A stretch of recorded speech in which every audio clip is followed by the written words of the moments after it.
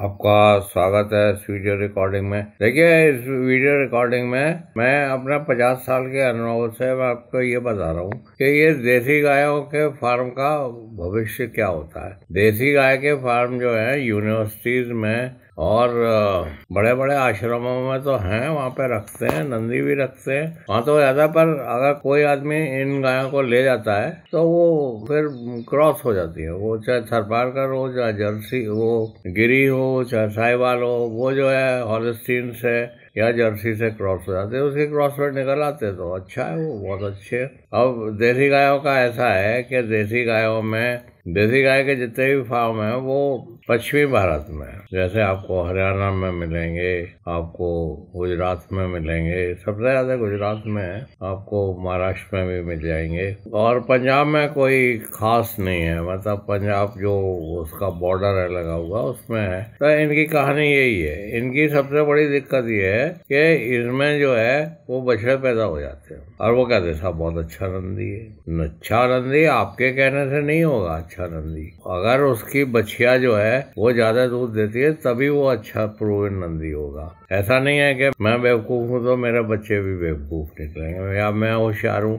तो मेरे बच्चे भी होशियार निकले। ऐसा नहीं होता है। मिल्क प्रोडक्शन में भी ऐसा नहीं होता है। इसको कान खोल के सुन लीजिए कि अब जो है जेनेटिक इंजीनियरिंग की वो आ गई है। और मैं आपको इसलिए कह रहा हूँ कि मैं एज ए प्रोफेसर रहा और रिटायर होने के बाद फिर मैं जेनेटिक इंजीनियरिंग पढ़ा था, बीटेक बायोटेक। तो मैं उस ज्ञान से आपको ये बता रहा हूँ। मुझे 50 साल बाद ये ज्ञान प्राप्त हुआ कि जीन एनालिसिस से यंग एज पे ही बुल्स की ब्रीडिंग वैल्यू जो है वो निकाली जा सकती है। अब उसका जो था खर्चा, पहले जीन की एनालिसिस जो थी 2003 में हुई, पर उसका खर्चा बहुत था, 3 बिलियन आता था। अब वो $1000 आता है। तो उसको लगा रहे हैं लोग, बफेलो में भी लगा रहे हैं उसको। तो उससे बहुत अच्छे बुल्स मतलब मिल जाएंगे। तो मैं आपको ये बता रहा हूँ कि सिर्फ जो है गिरी गाय के जीनोमिक बुल्स हैं वो जो है ब्राजील के पास है, और ब्राजील से महाराष्ट्र ने खरीदे भी है, 4 बुल खरीद लिए हैं। तो उन्हीं से तरक्की होगी। मेरे बाबा बहुत होशियार थे, इसका मतलब ये नहीं है कि मेरा बेटा भी होशियार होगा ना। वो मिल्क प्रोडक्शन में भी होता है। मैंने 300 वो रखी है 15 यूनिवर्सिटी फार्म में साहिवाल, और मैं डायरेक्टर भी था फार्म का। तो मैंने ये देखा कि उनका एवरेज जो है वो 6-7 ही आता है। वैसे जैसे कोई विजिटर आता है तो उसको दिखाते हैं कि साहब ये जो है ये 15 लीटर दे रही है, 16। यहाँ कालसी में चले जाइए, यहाँ पे रेड सिंधी है, वहाँ पे भी वो दिखाते हैं कि साहब ये 15 लीटर दे रही है, साहब ये 24 लीटर दे रही है। पर आप उनके रजिस्टर को देखिए तो वो 6 लीटर देती है। यही हाल जूनागढ़ में, यही हाल मेरठ में, यही हाल जो है वो चक गजरिया है लखनऊ में, उसमें साहिवाल रखी हुई है। तो इसमें जो है बड़ी क्रांति जो है महाराष्ट्र से शुरू होगी, क्योंकि उन्होंने बुल्स मंगा लिए और उसका सीमेंट वो देंगे गिरी के बुल है। ये जीनोमिक्स है। तो जीनोमिक्स को समझ लीजिए, सारी दुनिया जो है जीनोमिक्स पे ही चल रही है। ऐसा है जीन्स जो है वो चेंज होते रहते हैं। ऐसा नहीं है कि उसमें होशियारी के जीन आ गए तो वो फिर वो चलते हैं, वो बदलते रहते हैं। एपीजेनेटिक्स एक जेनेटिक्स होती है, एक एपीजेनेटिक्स होती है। तो ये कहना कि साहब ये जो है हो जाएगा, मैं इसको इस तरह बता रहा हूँ। पूना में मिस्टर मिल्क है, वो फार्म है, उनके पास बहुत ज्यादा देसी गाय है। पर वो बंदे क्या करते हैं कि उन्होंने एक जो है वो जितने भी सांड होते हैं, वो जितने भी मेल होते हैं, उनकी नसबंदी करा के और उनको उसमें छोड़ देते हैं हर्ड में। और जब वो बुल जो है किसी गाय पे चढ़ता है, गाय हीट में आती है, तो उसको पकड़ के उसको सेक्सीमन से कर देते हैं। तो उनके यहाँ जो है मतलब बच्चे ही बच्चियां पैदा करते हैं। वो दूध तो पैदा करते ही है, पर वो बच्चियां भी पैदा कर, आप भी कर सकते हैं। नसबंदी करा लीजिए एक बुल की, वो जब चढ़ने लगेगा। देखिए ये जानवर जो है हार्ड में रहते हैं, ओपन रहते हैं, मेल के साथ रहते हैं, तभी इनकी ब्रीडिंग होती है।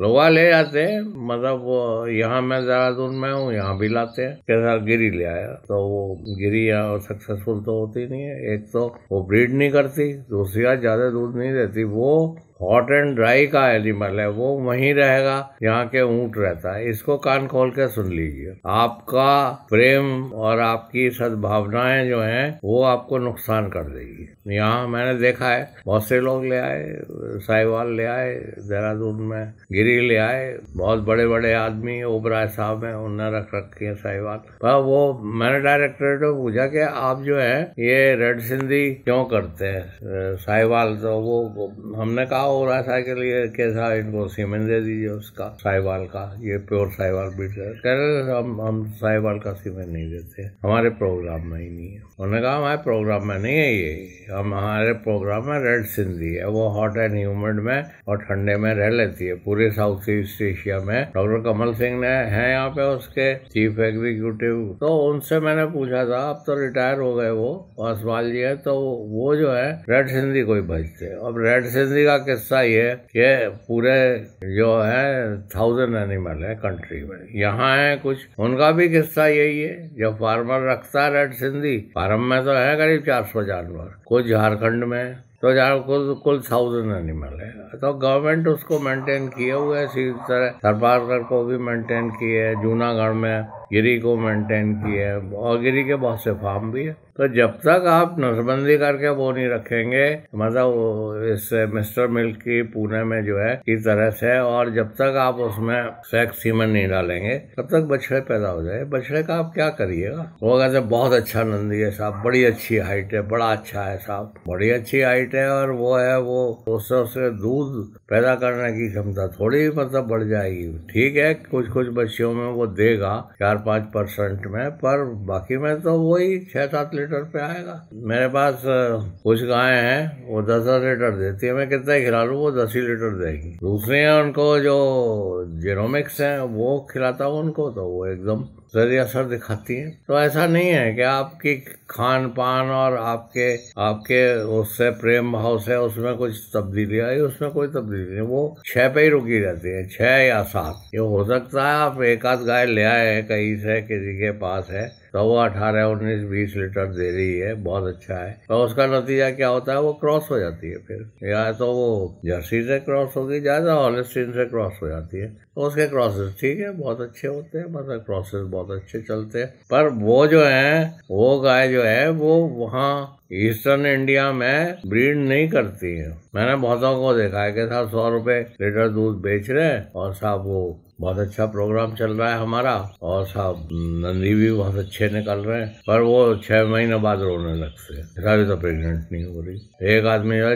4 साहिवाल ले आया था झारखंड में, फिर वो बहुत रोने लगा, जैसा वो 100 रुपए लीटर दूध बेचता हूँ, पर वो देती तो 4-4 ही लीटर है। मैंने उससे कहा कि भाई ऐसा है तो मैंने ओपन सिस्टम में रखो, इसके संग साढ़ रखो। जब उन्होंने साढ़ रखा तो वो ब्रीड करने लगे। ये एनिमल जरा खुली प्रवृत्ति होते हैं, ये नहीं है कि आपने गाय रख दी, उसके हार्मोन लगा दिया तो वो जो है हीट में आ जाएगा।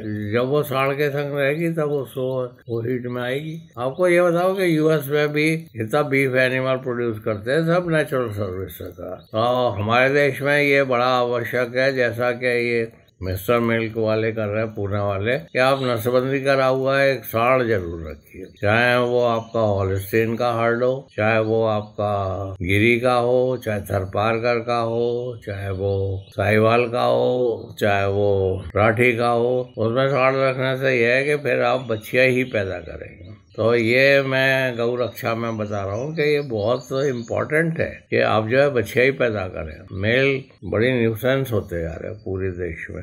तो मैं अपने अनुभव से बता रहा हूँ, मैं तो डॉक्टर नहीं हूँ, मैं पढ़ाता रहा, और मैंने 50 साल पढ़ाया, 35 साल वेटनरी साइंस बायोटेक्नोलॉजी पढ़ाई और फिजियोलॉजी पढ़ाई, और उसके बाद फिर मैं जेनेटिक इंजीनियरिंग पढ़ाने लगा रिटायरमेंट के बाद। वो मेरा इंटरेस्ट था, तो मैंने बीटेक बायोटेक को पढ़ाया। तो उससे मैं ये समझा कि ये जीनोमिक क्या चीज होती है। जीनोमिक्स जो हॉलिस्टीन के जीनोमिक हैं 100 लीटर दूध देते हैं, और जो 100 तो ठीक है, पर जैसे अमेरिका है, अमेरिका में जेनोमिक्स है तो उनका एवरेज जो है 30 है। इजराइल पे भी जेनोमिक्स है, उसका एवरेज जो है वो 35 है। और यहाँ भी बहुत से फार्म है, हिंदुस्तान में रेडू फार्म है, उन पर करीब 1500 हॉलिस्टीन है। हॉलिस्टीन वो 1500 हॉलिस्टीन है, उनका एवरेज 25 आता है। वो 50 लीटर से नीचे की गाय रखते ही नहीं है और 35 लीटर की है ही फर्क। और ये गर्मी की समस्या बहुत ज्यादा है, इसलिए लोग जो हैं वो और भी ब्रीड को लाने की वो करते हैं। यहाँ पे मेरे एक दोस्त है, उन्होंने 20 बछिया खरीदी थी वहां से, रेडू फार्म से। तो वो ट्रिपल क्रॉसेस थी, उसमें जर्सी भी था, उसमें हॉलिस्टीन भी था, उसमें जो था वो ब्राउन स्विस भी था। और वो कुछ लोग यॉर्कशायर पे भी चले जाते हैं। देखिए मैं ये आपको बताऊं कि करनाल ने ब्राउन स्विस को हर से क्रॉस करके वो जो है करनाल स्विस निकाली थी। उसके ब्राउन स्विस के क्रॉसेस जो हैं वो केरला में भी है, उन्होंने सुनंदरी से क्रॉस करके। और केरला की स्टोरी है कि वहाँ तो मतलब बीफ खाते हैं सब, वहाँ तो काउ स्टार्टर होता है। तो यही नागालैंड का भी है, तो उनका ठीक है, वो उनका सस्टेन कर रहा है। पर जो करनाल में हुआ था 71 और 70 के करीब में, तो आपको कहीं भी ब्राउन स्विस के क्रॉसेस अब नहीं देखे, क्योंकि उसके बुल्स नहीं आए ना। पहले बार तो आपने ले लिया, सरपारगढ़ से क्रॉस करके बना लिया ना, उनका प्रोडक्शन इतना ज्यादा था, वो 4000-5000 लीटर देते थे। ये जो हॉलिस्टीन है ये 7-8 हजार निकालते हैं। मैं ये बता रहा हूँ कि ऐसे गिरी आ गए हैं जो कि 17,000 और 15,000 पर लैक्टेशन देते हैं। आप वो उसकी वेबसाइट पे देख लीजिए, जो प्योर गिरी है, ब्राजीलियन गिरी हैं, उनकी गाय भी 100 लीटर दूध देती हैं। 40 लीटर तो आम बात है। और फिर गिरिलैंडो आ गया।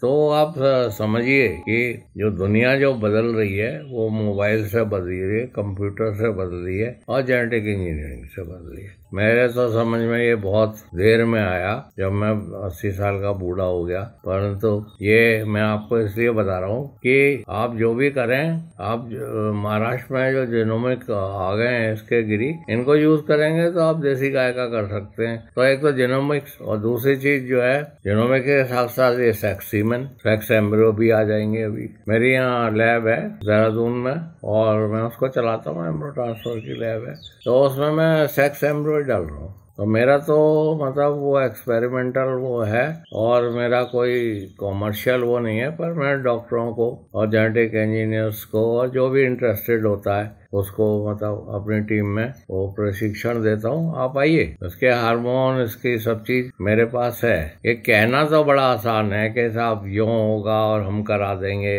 और यहाँ हो रहा है वहाँ हो रहा है, पर इसके हार्मोन्स और इसका इक्विपमेंट मुहैया कराना ये कॉस्टली अफेयर है थोड़ा। हमारे पास है, पर इसमें कोई ऐसी लैब वैब की जरूरत नहीं पड़ती है। लोग कह रहे हैं साहब कितने करोड़ रुपए लगेंगे, कितने हजार। आप आ जाइए, 30-40 हजार रुपए में मैं हार्मोन मंगा के बता दूंगा आपको, फिर आप करते रहिए। उसका जो भविष्य में होना है वो होना यही है कि हमारा जो है प्रोडक्शन बाई मासेज है। तो हमारे पास हाई यील्डिंग एनिमल होंगे, 2-4 एनिमल होंगे, उसी से ही वो दूध निकालेगा, बछड़े पैदा नहीं करेंगे, तभी ये होगा। इसकी शुरुआत हो गई है, जैसे वो पुणे में मिस्टर मिल्क है वो कर रहे हैं, और ये एम्ब्रियो ट्रांसफर भी बहुत जोर से जोर पकड़ रहा है। इसको भी मतलब लोग पूछने लगे कि ये क्या चीज होती है साहब। बहुत से पंजाब से फोन आते हैं कि सानू ये दसो कि ये की होंदी है, ये हाँ की होंदी है। तो ये की होंदी है, वो उसका जवाब हमारे पास है, की होंदी।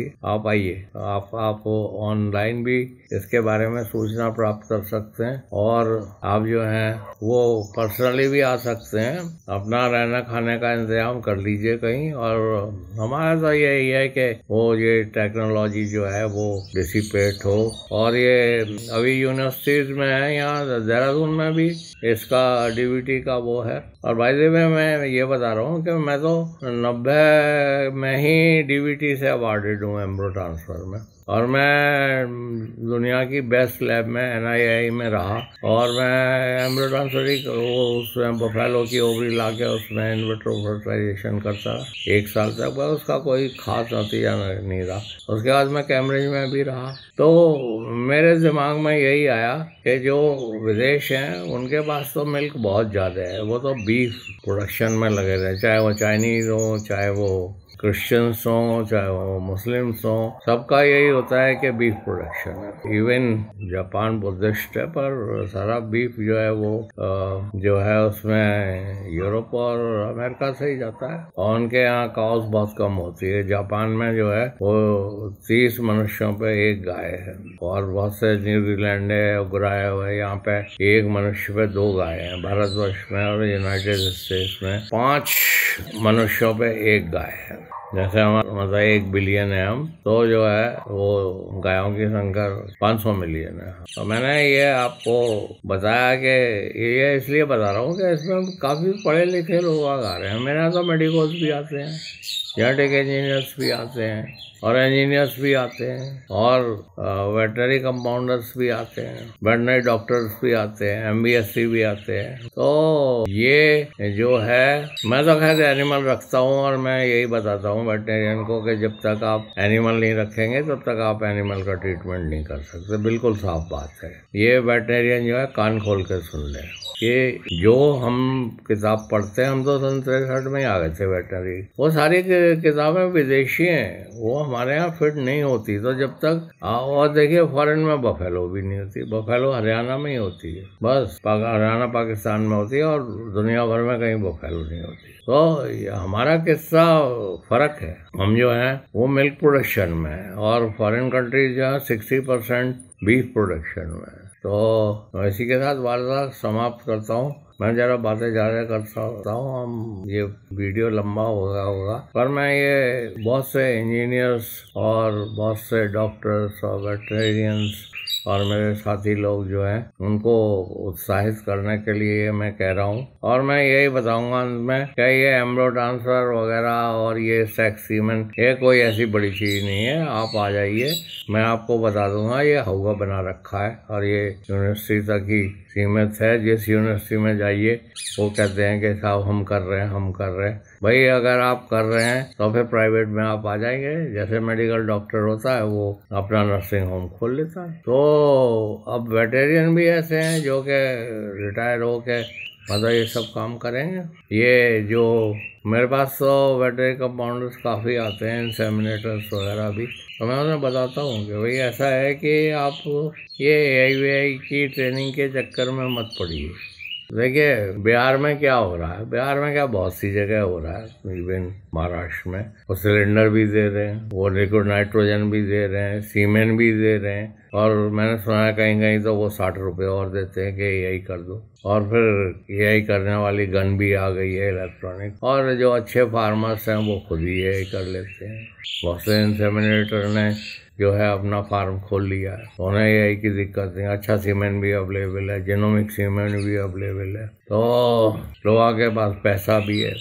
और ये सबसे बड़ी बात यह है कि लेबर बहुत चीप है। अभी इंग्लैंड वगैरह में देखिए 10,000 रुपये पर घंटा लेते हैं, स्किल्ड लेबर तो और ज़्यादा लेती है। हमारे तो बेचारा 500 रुपये में सारे दिन काम कर लेगा। कितने चाहिए आपको, बहुत लेबर मिल जाता है। और सबसे बड़ी जो उपलब्धि है वो कोविड है। कोविड में क्या हो गया कि लोग बॉम्बे से दिल्ली से घर लौट आए। और मेरे पास तो बहुत से एक लड़के का फोन आया था कल, वो ये कह रहा था कि साहब मैं इंजीनियर हूँ और मैं आपको ये बता रहा हूँ कि मैं नौकरी छोड़ के नहीं आया हूँ। बहुत से लोग आते हैं कहते हैं कि साहब मैं नौकरी छोड़ के आ गया, गाय पालने लगा हूँ। कह रहे हैं ऐसी बात नहीं है, मुझे निकाल दिया है साहब। अब मेरे माँ बाप बुढ़े हैं और मेरे पास कुछ जमीन है, तो मुझे बताइए मैं डेयरी खोलूँ। तो मेरे पास काफ़ी खून इस तरह से आते हैं जिनकी उम्र जो है वो 25 से 35 के बीच में गूगल बताता है एनालिसिस करके, क्योंकि मेरे 1,500 के करीब वीडियो हैं और मेरे 4 मिलियन से ज़्यादा 4.5 मिलियन व्यूअर्स हैं। और पाकिस्तान में मेरे बहुत व्यूअर्स हैं, यूनाइटेड स्टेट्स में बहुत व्यूअर्स हैं, तो और इंग्लैंड में बहुत व्यूअर्स हैं। क्योंकि बहुत से लोग जो हैं जो विदेश से आ जाते हैं या आना चाहते हैं किसी कारण से, देश प्रेम में या उनकी ज़मीन यहाँ है, तो वो अल्टीमेटली यही सोचते हैं कि साहब मैं डेयरी खोल लूँ। अभी मेरे लड़के के दोस्त अमेरिका से आए थे, तो वो कह रहे थे साहब हमारे गांव में ज़मीन है और हमारा भाई एक यहीं रहता है, तो हम डेयरी खोलेंगे। उनका खोलो भाई, बहुत अच्छी बात है। तो अब इसमें बड़ा खेल हो गया। ये खेल जो है काफ़ी लंबा जाएगा। आप 2 ही बात याद रखें। रखी है कि सेक्स, सीमेन और एम्ब्रियो ट्रांसफर, यही टेक्निक जो है वो आगे ले जाएगी।